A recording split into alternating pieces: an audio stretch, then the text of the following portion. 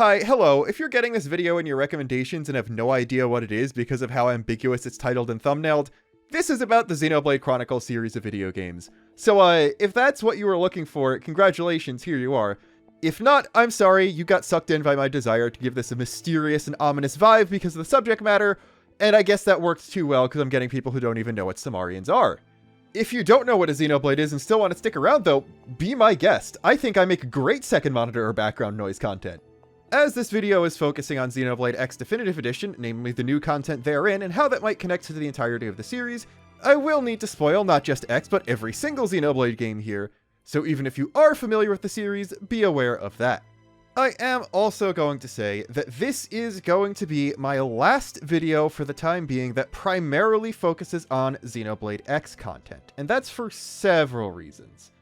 I have been very burned out for a very long time when it comes to making videos, and, well, Xenoblade X DE did not exactly cause a lot of buzz in the community, especially even compared to Xenoblade 1 DE back in 2020, and I felt that in a lot lower numbers on my videos and seeing a lot lower numbers on other people's videos and stuff. There just generally being less engagement on the internet regarding the game overall.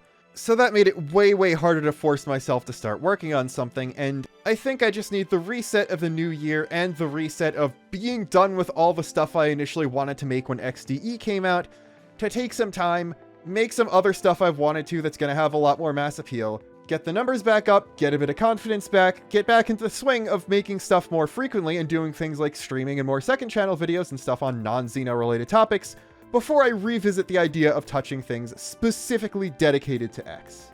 The best way to put it is that the statements, Xenoblade X Definitive Edition was never going to sell as well as any other game in the series.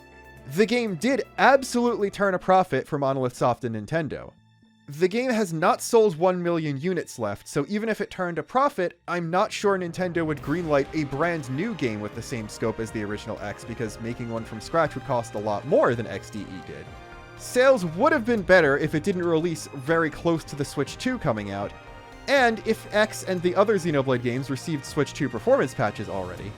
This has been an absolutely abysmal year for YouTubers overall, not just people making Xeno content, so it's not exclusive to me or even to all Xenotubers.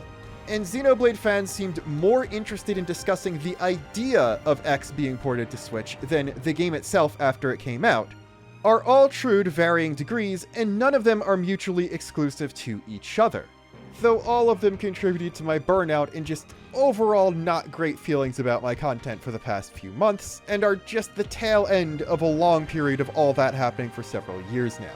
That's not to say I won't be talking about X at all in the future. I'm obviously going to bring it up in ensemble videos that go across things in the entire series, and I'm going to still slip in X acknowledgements whenever I can.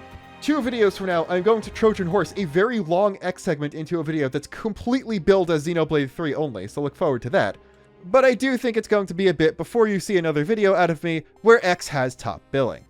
With that said though, it's time to go out in style, because we need to talk about the Samaarians. Now, we've known a good chunk about these guys ever since the original X, but in that game the details didn't go much further than what I would describe as a fairly typical ultra-advanced spacefaring precursor race to humanity that you just see sometimes in the sci-fi that inspired Xenoblade X.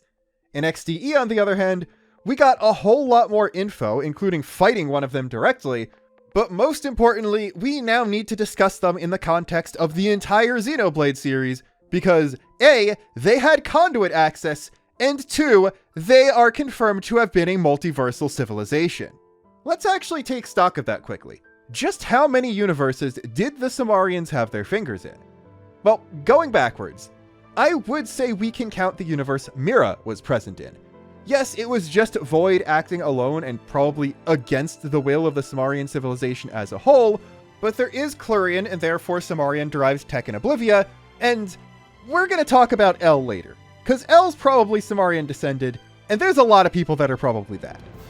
Going back one, we have Humanity's universe, or the one Xenoblade X Earth originated in. We know the Samaarians had a heavy involvement in that one because, well, humanity exists, and also, according to legend, they entered that universe at the dawn of time, which means a not insignificant contingent of this multiversal civilization moved into the Xenoblade X universe with ample time to assert their dominance, And considering that universe lasted almost 14 billion years before it was destroyed by the ghosts, you're gonna be able to influence a lot of things, even if it seems like all the Samaarians either died out or left for greener pastures at some point prior to Earth being destroyed.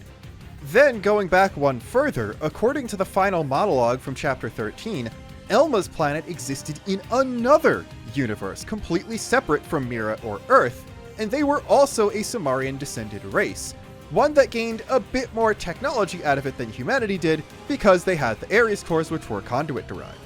So we know that at the very least, the Samaarians physically existed in 2 universes, but can we increase that number more?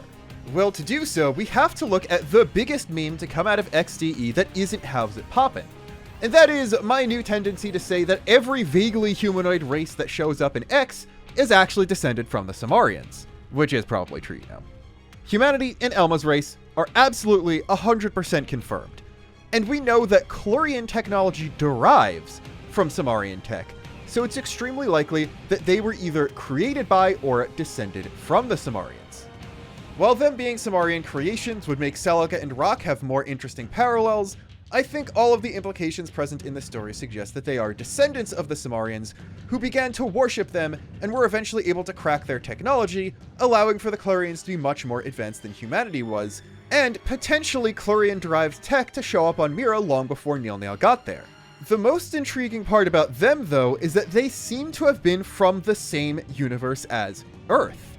And that's because they were directly attacked by the Ganglion seemingly not too long before they went to Earth.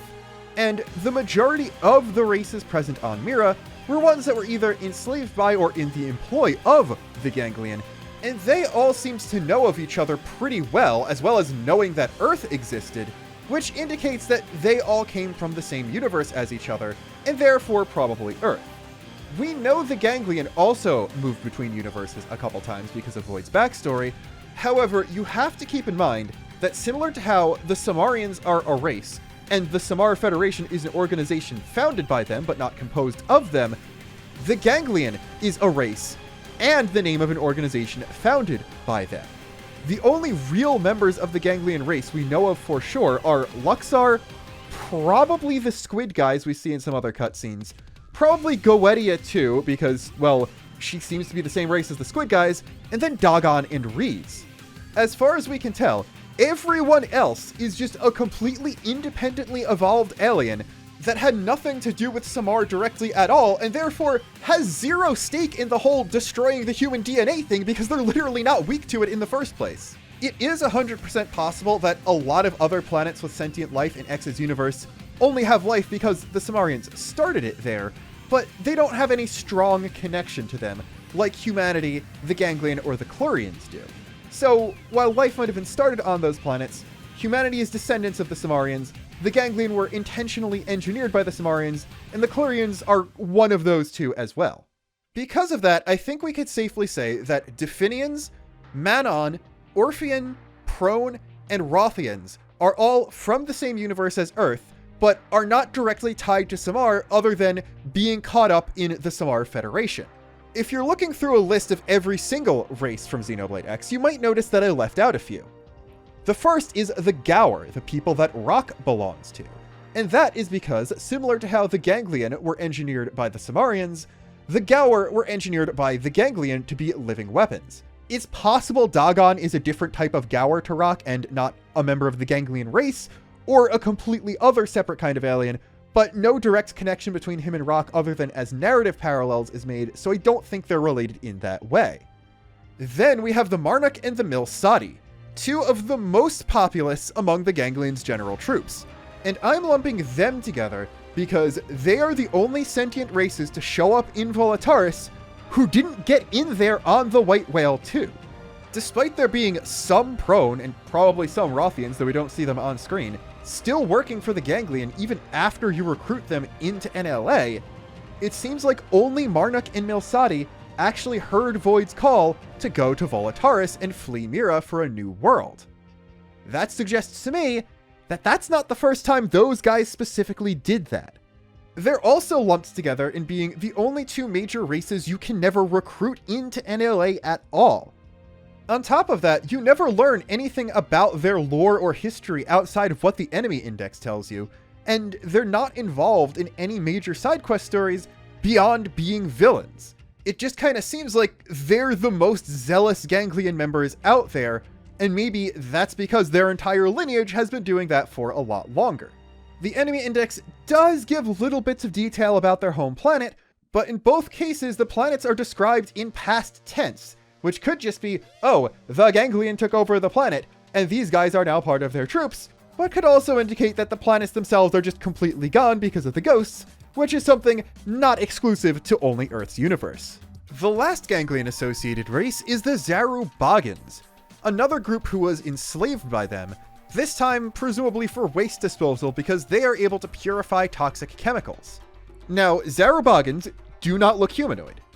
They were not created by the ganglion, but they do worship a creator god called Galbaga, who according to their lore, inundated their world with the toxic chemicals that they purified to feed, and birthed them. Through a side quest, we get to see what Galbaga looks like, and oh, that is a holographic projection of two human beings. Here's where it gets really intriguing, though. We now know what Samaarians look like. They look closer to Elma's race than humans, if anything, and closest to Mobius Zed, because he's probably Void's nobody and all that, but Galbaga, who, everything we know about them, very heavily Samaarian coded, looks like a completely normal human. So this could mean one of two things. What we know for sure is that there was some civilization present on the Zarubagan homeworld of Badun prior to their race coming into existence. Ruins did exist on the planet at some point in time. We actually don't know if Badun was destroyed fully or not, but they're so damaged the Zarubagans weren't able to glean any details from them. From context clues, we can also guess that the planet became polluted, which is why the previous civilization died out, and the Zarubagans were created specifically to clean stuff up, which is why they're so good at devulcanizing everything. As far as real-world significance goes, okay, yeah, Galbaga looks like humans. Their civilization prior to the Zarubagans was probably something very similar to real-world Earth civilization, and this entire thing is a Captain Planet message. Don't do climate change or pollution, or the genetically engineered organisms we make to try and clean up our mess are going to be the ones to inherit the Earth.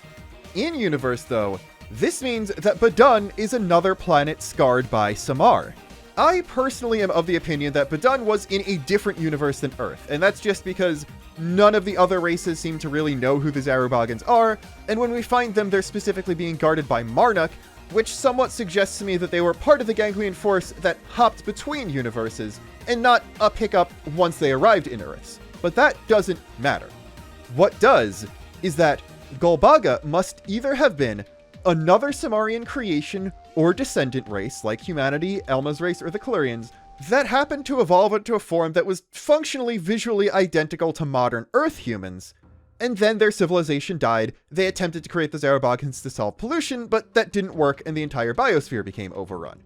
That's a perfectly reasonable conclusion to come to, and if you don't want to get any more conspiratorial than we already have, you could just cut me off and my line of reasoning here. But for me, the other option is way more exciting. What if the Galbaga civilization wasn't an offshoot of Samaar? What if it was the Samaarians themselves, and they used to look identical to modern Earth humans, before eventually, after millennia in space, they evolved into looking like Void? Herein lies the rub.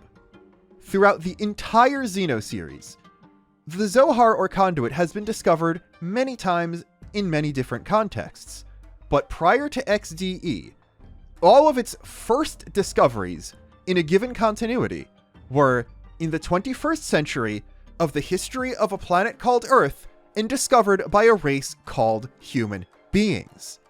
Is it possible that the Samaarians are just a narrative foil to humanity and Void is just a narrative foil to Chaos? Oh, yeah, absolutely. That has always been the case. But with Chapter 13 confirming that there are at least two Earths out there in a connected Xenoblade multiverse, I think we need to weigh the possibility that the Samaarians are another humanity from another Earth, just heavily evolved after not screwing up with the Conduit for longer than any other civilization in the history of Xeno has. Or, on the exact flip side of things, what if the Samaarians were always different from humanity, but they made humanity in multiple different universes? The state of Xenoblade X Earth before Elma showed up was pretty much identical to reality, and as far as we can tell, the state of humanity on Klaus's Earth prior to the conduit being discovered was much the same. So we already know Samaar-descended humanity can evolve into something that's basically the same as the real world. Did the Samaarians start life on Klaus's Earth as well? Before we get to that, we do have 3 more races on Mira to talk about. The first one is L's race, and I've discussed this several times already. Void's boss design seems to draw at least partially from unused concept art from the original game that depicts L in an alternative, demonic-looking form, which would have presumably gone along with the fact that his name is an anagram of Lucifer in both English and Japanese. Even in his form that's actually in the game, I think he does look closer to Void than humans do, so there is a very good chance that L is just the last descendant of another Samaarian-descended race that ended up on Mira at some point long before humanity, and that explains not only the ruins in Kaldros, but also the Klurian technology in the giant Oblivia Ring. We don't know anything more about his past, but I think the theories about Mira being a patchwork of stuff from different universes that happened to fall into its dimension is at least mostly true. So that brings the number of universes with Samaarian scions to definitely 3, possibly 4 if you're getting ahead of me in the script and already counting the numbered Xenoblade Earth. Then we have someone else I've discussed extensively, Professor B. He claims to be from the future. He says that humanity might evolve into looking like him after millions of years.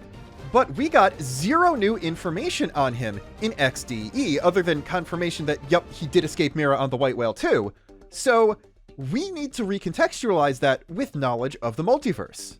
I'm not one to argue against the super genius Professor B, so if he thinks that he's biologically related enough to humans to even suggest that he could be a heavily evolved future human, then he is probably right, just in a bit more complicated a way than he thinks.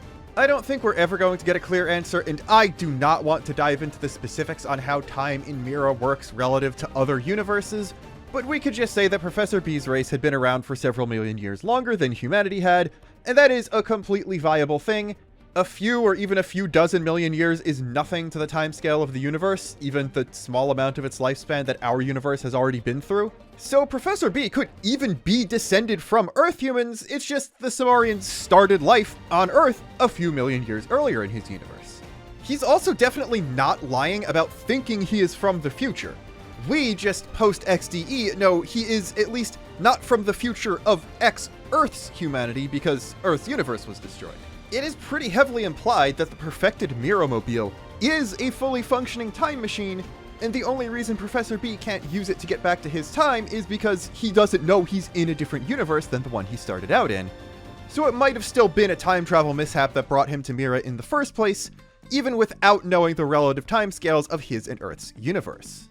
He's, like, really the first person we should start showing the Ares and all that stuff to, as soon as we land on that new planet, because if anyone's gonna figure out how to use the cores as well as Void could, or even use them in a similar way to how the Samaarians use their conduit, it's probably gonna be a collab between Al, who directly stole memories from Void, and the guy who seems to be from so far in the future that his Samaarian descended race has actually started to close the technology gap between them and the Samaarians themselves.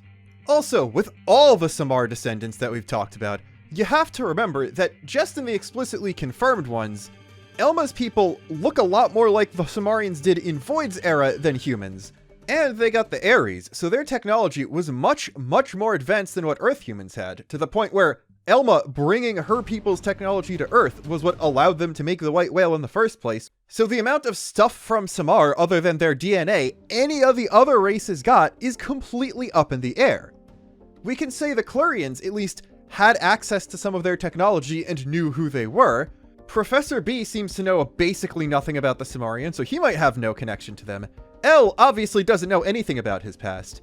And we don't even know when Elma learned that she was descended from Samaar. Yeah, they knew what the Ares was, and they had hyper-advanced technology well before Void showed up. But did they also already know that they were descendants of Samaarians, and that's who the Ganglion are out to get? Or did they only know that because the Ganglion showed up to try and kill them? And then you have to remember that, again, time scale between universes is completely up in the air, and we have zero idea how long Void was trapped in the Rift for. Yeah, the Samaarians looked like Void, and that look was some kind of combination between what Elma looks like and what El looks like. At the time Void was sealed in the rift. What do they look like now? No idea. What did they look like before they started looking like Void? Also no idea. They might not look humanoid when we see them in person. They might not be physical beings when we see them in person. Maybe they completely uploaded their minds and souls to the cloud or something like that. They might have ascended into upper domain existences by the next time we see them, and we'll have no way of knowing until we actually do, which I'm gonna assume we are based on how XDE went. In fact, we can't even be sure that they aren't already residents of some kind of upper domain type dimension, because they're described as having come from another plane at the dawn of time, not another universe, which is different terminology to all the general multiversal travel that we do in Chapter 13. They say universe very, very consistently there, like almost with scientific accuracy to ensure they mean this specific thing. But not only was the Chapter 12 cutscene talking about the Samaarians not edited, but even the Mirren archives echoes that statement, also using the term plane. So they might have brought the conduit down with them, instead of having found it and using that to lift them up. Though I think it's much more interesting if they started out as a mortal race that happened to find the conduit, because that gives them a much stronger narrative parallel to humanity. In fact, I think we should go a little bit further with that. All of the other Samaarian-associated races are what-ifs of humanity. Now, I don't just mean X's humanity.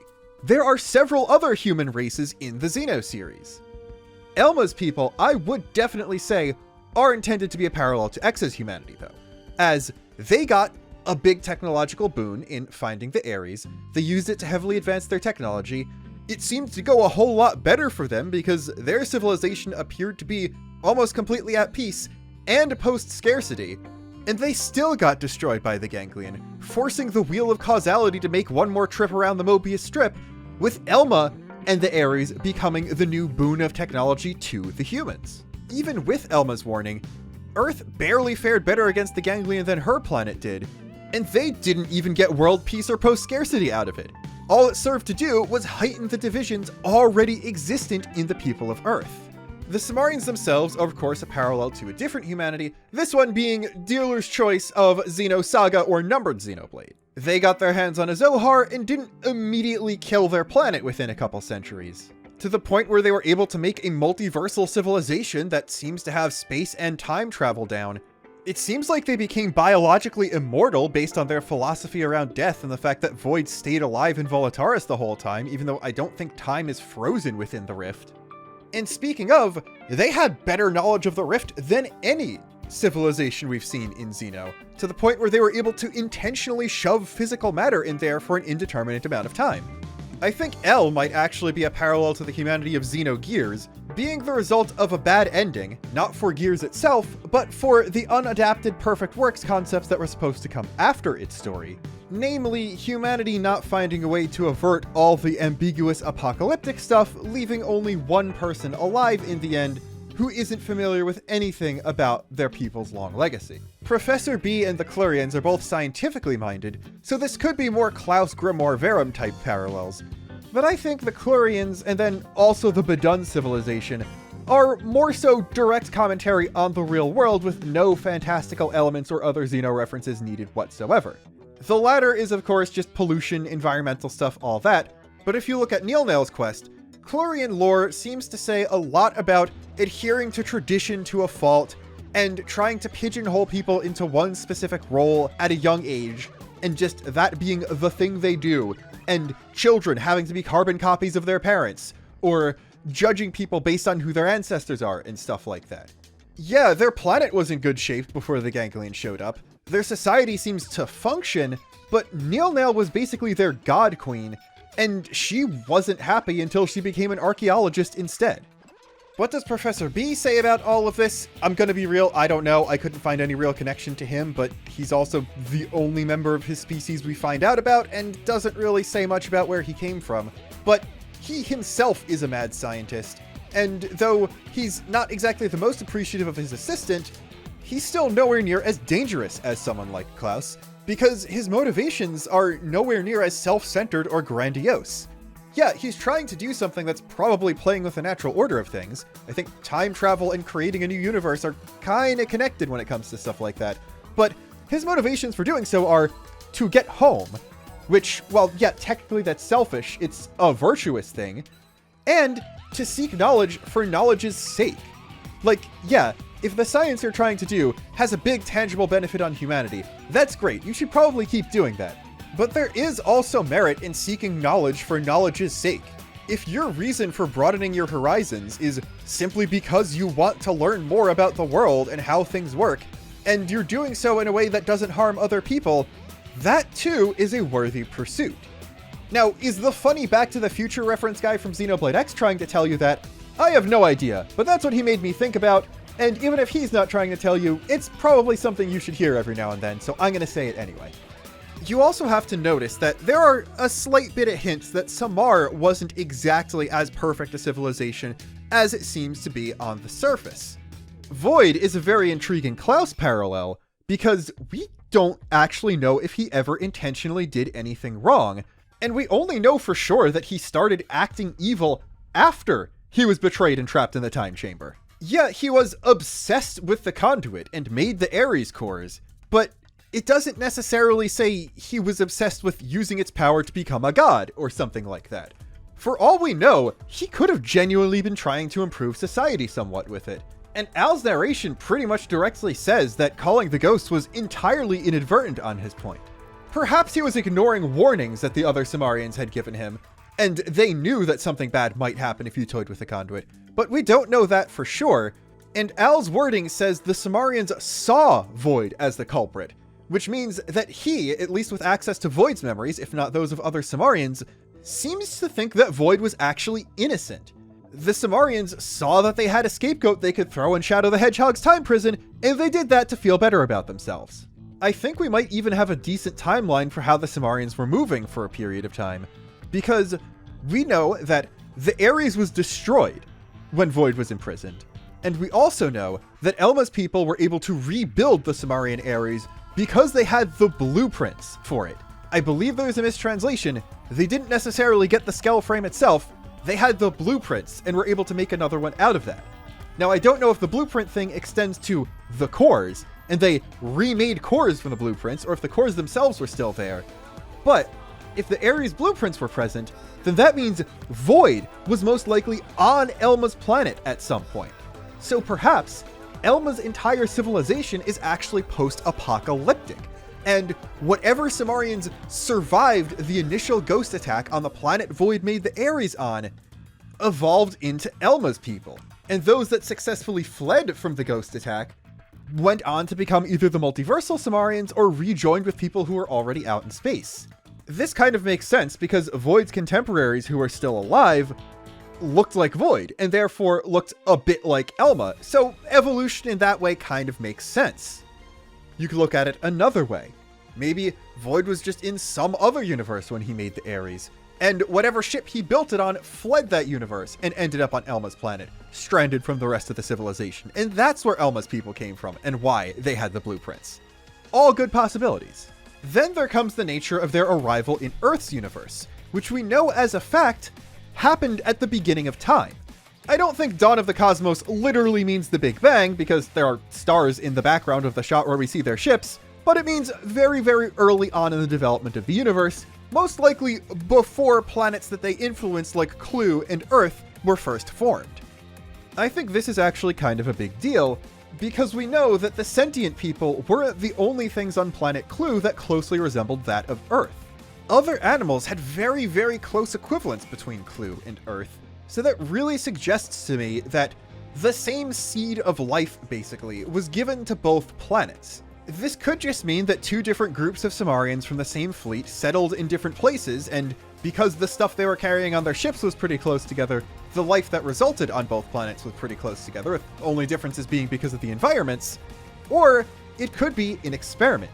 Two different planets were seeded with the same source of life. Now, that kind of puts a wrench in the whole humans are descended from Samaarians thing, but it could have been something as simple as they put a bunch of their DNA in a vat of amino acids and dump that on a bunch of nascent planets at about the time life was going to be started on them anyway, and it just so happens that the Klurians and humans are the only ones in that specific universe that evolved enough to make a creature that was genetically similar enough to the original Samaarians for their DNA to kill Ganglion. That might be stretching the limits of believable biology, but if they did this to like 20 million Earth-like planets throughout the entire universe, and only 2 of them resulted in something like that, yeah, okay, that makes a bit more sense. It's even possible that the Samaarians are way more hypocritical than I initially gave them credit for, because Void got stuck in time prison for doing something similar to Klaus by accident. But it kinda seems like if they started life on at least 2 separate planets in the universe and went into it at the beginning of the universe, that hey, maybe they were doing some experiments themselves and seeing how they could change the evolution of things if they intervened early on. Seems a bit more like playing God than Void ever did to me. This line of thought is also why I can't quite shake the notion that the Samaarians started out as Earth humans who found a conduit there. And that's not because every other conduit was found on Earth. Quite the opposite, actually. It's because every other Earth had a conduit.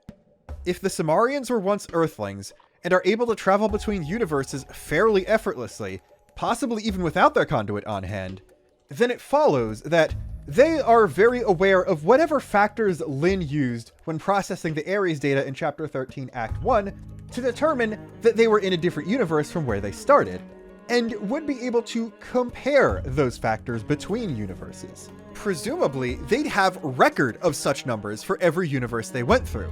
I'm thinking things like the matter versus antimatter distribution during the Big Bang, the amount of energy given off in the Big Bang, values of certain physical constants like the speed of light and the Planck length, and the general physical properties of every particle in the Standard Model. I think it's also safe to assume that those records would go back as far as their original universe. So if they used to be Earth humans, then they would know the exact numbers to look for upon entering a new universe to see if that universe meets the conditions to also have an Earth. Yeah, I'm thinking that the Samaarians went through different universes trying to find one that had an Earth but not a conduit, and then started life there the exact same way life started on their original planet to see if things would play out differently if they never discovered the conduit. Only problem with that is, oops, their past caught up to them. The ghosts are here now. Void is here now. And they're trying to track down any descendants of Samaar. So Elma, with her conduit emulator Ares cores, shows up on Earth in the 21st century and completely ruins the experiment, and the entire universe gets cut off long before they can see the effects of any such thing. Also though, what actually happened to all those hyper-advanced Samaarians? We see they have a very big fleet. That fleet looks like Abel's Ark from Xenosaga, by the way, and Abel's Ark is a very upper domain thing, so that lends credence to the possibility that no, maybe they're not humans, maybe they're upper domain people. Maybe they're upper domain people who used to be humans, and are now going back down into the lower domain to try and experiment with things and see how things could be different. Maybe something got screwed up in the upper domain, and they're trying to mess around with different Earths to try and find a way to fix that. Many, many possibilities. The easy explanation is just, oh, they all got wiped out by the ghosts. That's perfectly reasonable, but there's still something called the Samaar Federation, and the Ganglion aren't in charge of the Samaar Federation, they're just part of it. So if the entire organization was led by Samaarians, and Luxar was trying to hunt down the descendants of Samaarians, he wouldn't need to look very far. I don't think he'd be as terrified of the potential of humanity if his bosses were the original Samaarians. So I'm kind of thinking that we know Samaarians tend to make other artificial races to do their work for them. That's where the Ganglion came from, that's where the Zarubagans came from. What if whoever's in charge of the Samaar Federation in the present day, right before the universe was destroyed, also descended from creations of Samaar? And these ones are creations that explicitly overthrew the Samaarians. They don't necessarily need to have died, but at the very least, their creations were able to revolt enough to get them to completely flee from the universe, or something like that. How were they able to do this? Well, I have to assume that this offshoot of the Samaarians didn't have a conduit with them or something like that, because if they did have one, they'd just kind of win. And then there's the fact that I said before that perhaps the Samaarians were looking for a universe with an Earth that didn't have a conduit. What would happen if they went to an Earth that did have a conduit? Would they take it? Would they leave it? I couldn't tell you. Did they also start life on an Earth with a conduit and try to compare that to X's Earth? I also couldn't tell you. And that's where things really start getting interesting. Because the way I've been describing things, it is entirely possible that Klaus's Earth and X's Earth are part of the same Samaarian experiment. I'm not sure which is the control group and which isn't, but you got one Earth that has a conduit and one Earth that doesn't, and maybe they wanted to see how each of them evolved, and the ghosts showing up in X Earth's universe ruined that part of the experiment. What would their opinion on the events in the Numbered trilogy be? I also couldn't tell you. But I do have to say, there is no way the Xenosaga universe is a result of Samaarian tempering, no matter how canon it's made, because of very big spoiler things related to Saga. But if Saga is a separate universe from Numbered Xenoblade definitely can be Samaar connected. That's not what I want to have happen though, because all of the 3 Numbered games are already direct results of Klaus's experiment, and we were already told that that storyline is done, and whatever comes after in that continuity is going to be something else. So introducing a second, even wider reaching experiment that's also responsible for X, I don't really know how I feel about that. I would be okay with Klaus's Earth's humans being descended from the Samaarians in some way, but just regular descended from them like Elma's people seemingly were. Honestly, while I do think the purple color is meant to be an indication that the Samaarian conduit is not the same as Klaus Earth's conduit, it would be kinda cool if another group of Samaarians fleeing the ghosts ended up crash landing on Earth in the Numbered Xenoblade universe, and that's how Klaus's conduit got there. I think at least one race of Samaarian descendants happening because a ship of theirs fleeing the ghosts crash landed on a planet is a very poetic parallel to the main story of Xenoblade X, so I do hope that happens, even if it's from a completely different civilization we haven't seen yet. This sounds like I'm just making things up, and maybe that's partially true, but I know there has to be at least some kernel of something to this line of thought, because there is already an, albeit very tenuous, connection between Numbered Xenoblade and the Samaarians. Mira has ruined Samaarian stuff and L. Mira also has Nopon.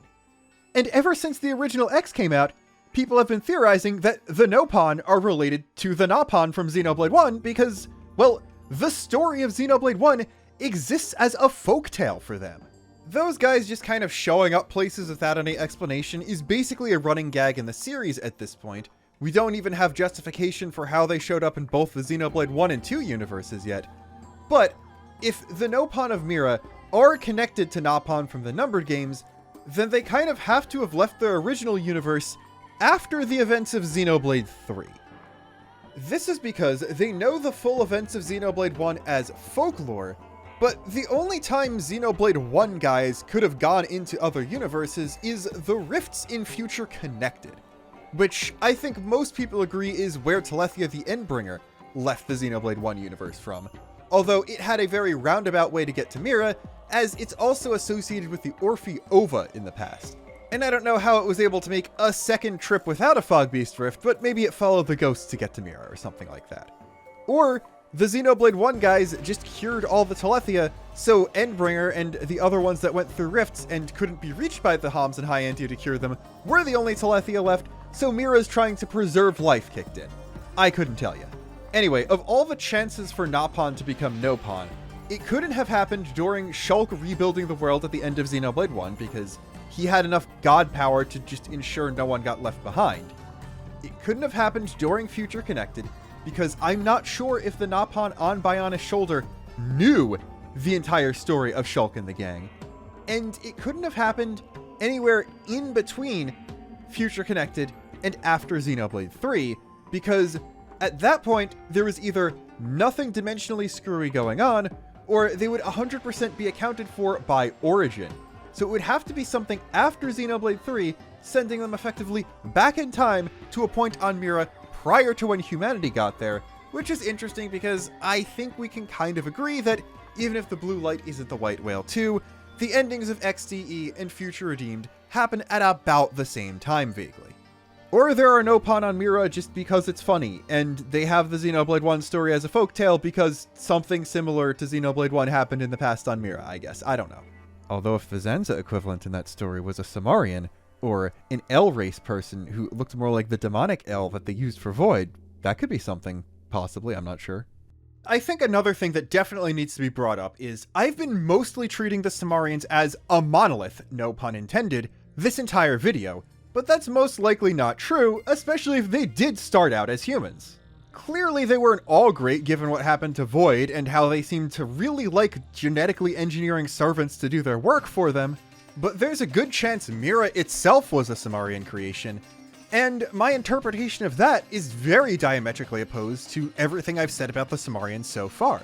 Stuff from dying worlds or endangered races just seems to always find itself to planet Mira, and there, beings are able to, if not thrive the way they used to, survive, adapt, change, be influenced by those around them, and become something greater.